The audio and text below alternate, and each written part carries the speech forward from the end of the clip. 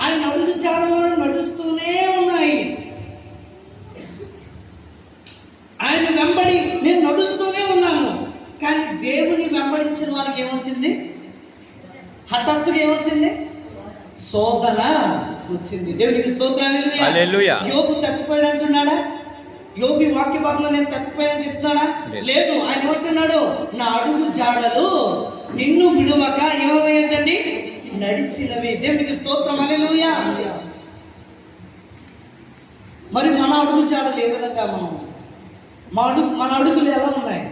ఎలాంటి మార్గాల్లో మనం ప్రయాణిస్తున్నాం? దేవుడికి తెలియదు అనుకుంటున్నారా మనం నడిచే మార్గాలు? యోబు ఊరికనే అన్నాడా నేను వెళ్ళు మార్గము తెలుసు? మనం ఎలాంటి మార్గాలు వెళ్తున్నాం ఒకసారి జ్ఞాపకం చేసుకోండి. యోబు మనకు ఉదాహరణగా ఉన్నాడు. మనము కూడా ఆయన అడుగు జాడలు బట్టి నడుస్తూ ఉంటే